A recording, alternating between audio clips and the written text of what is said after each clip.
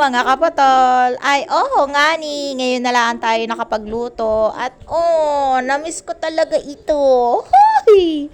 At gayon nga mga kapatol na talaga naman na ipapakita ko sa inyo ngayon na ang aming ulam for today's video ay kamote na tudong mahal.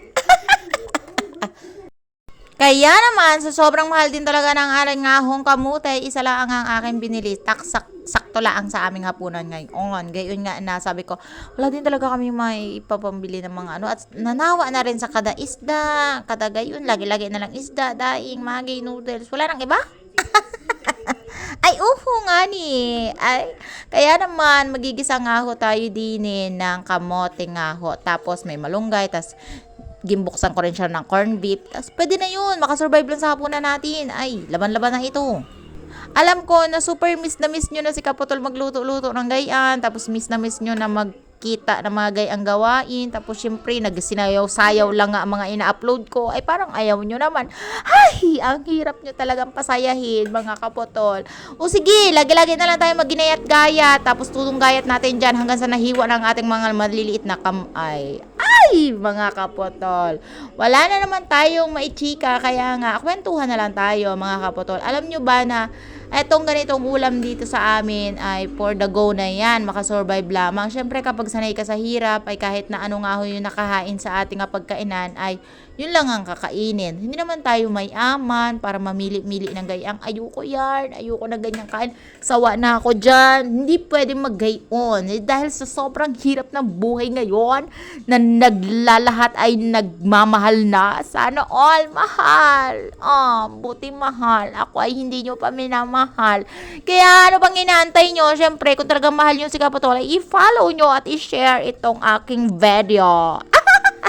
Naghiwa na rin talaga ako, mga kaputol, ng aringahong mga sibuyas, bawang, tapos syempre mga kaputol, dahil nga ay malunggay ang ating ilalahok, ay nag-umpisa na din talaga ang inyong kaputol na maghimay-himay ngani ng malunggay gamit ang bibig. Ay for the talaga, kailangan gamitin ang bibig at dalawang daliri para makapaghimay ngani ng malunggay. Kapag hindi mo ginamit ang bibig, hindi ka makakakusi ng malunggay na yan. Dahil nga wala ang aking asawa na si Saltek at hindi ko alam kung saang lupalop na naman nagbike, saan lupalop na naman nagsigala, hindi ko nga malaman. Siyempre, may gulong ang bike, talagang mag-aandar. Ay, bakit naman ngayon? Kaya naman, nga akong binakbakan ko na din talaga ang paghihimay ng malunggay bago nga maubos ang aking pasensya dito. Dahil parang kinain ko na din yung lasang malunggay na hilaw. Ay, sabi ko parang, iniisip ko ang hirap palang kumain ng herbal na gamot na malunggay. Yung ginigiling-giling lang or yung biniblender. Yung gayon, sobrang hirap kasi sobrang pangit din talaga ng lasa nito.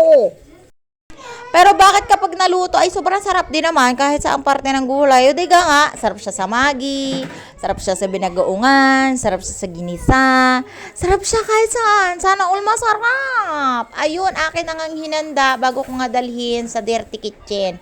Ay, pasensya na nga ako kayo kay sobrang dilim ng aking pagkakabedio dyan. Gayon nga mga kaputol na tudong lubat na ang silipon ng inyong marites na kaputol. Ay, kaya pagtsagaan nyo na. Total na pagtsatsagaan nyo naman ang bibig ni Kaputol ay for the go na yan. Ginisa ko na lang dyan at syempre hindi nyo nga nakita, naligay ko na nga ang baby oil, sibuyas at bawang. Isinabay ko na rin talaga ang aringakong corn beef na ating pampalasa kahit papaano ay maglasa-lasa namang baka ang ating ginisang kamote na may malunggay. Diba nga? Ay for the go.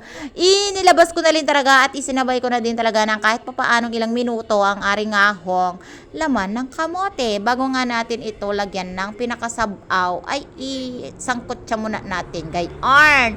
At hindi ko na rin talaga nabedyohan kasi nga ay mga kaputol, after so many years ay naluto na nga din ang aringahong ginisang kamote na may malunggay at may corn beef. At iyak na nang iyak ang akin Junakis dito gayon nga ng ain na nga daw kami kay gutom na rin ang bata.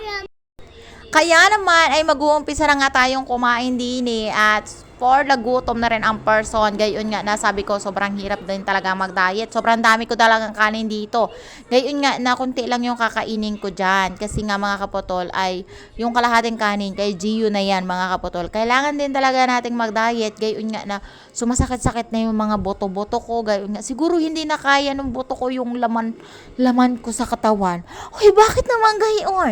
Oo, kasi sobrang taba ko na din talaga. Tas kaya siguro nasisira yung paa ko kasi nga sobrang bigat na din talaga ng aking katawan. Gayon. Tapos syempre, hindi tayo pwede talagang tumaba. Gayon nga mga kaputol na kapag tumaba tayo, syempre tataba din yung ating legs. Mahihirapan ng inyong prosthetics kasi nga gayon na baka hindi na magkasya sa loob ng aking paa ang imong suotan ng pinaka prosthetics. 'Di ba nga? Ay, gayon, salamat. Gayon nga mga kaputol na binakbakan ko na din talaga ang kain dyan. At talaga namang gutom na din talaga ang inyong kaputol, mga kaputol. Hoy! Bakit naman gayon? Sabi ko nga, konting subo lang nga ako dito. Habang wala pa nga si mister, ay binakbakan ko na din. Hindi ko na din talaga siya inaantay. Baka nga mamaya pang alas 10 yun dumating. Sabi ko, kailangan ko pang pakainin si Gio. Gayon nga na mga alas 8, tulog na agad yung bata. Ay, may pagod na pagod din talaga sa paglalaro, mga kaputol. For today's video, ay maraming salamat sa inyo dahil sinamahan nyo na naman ako ngayong gabi. Alam ko na sobrang inaantay nyo din itong mga vlog ko na gayaan.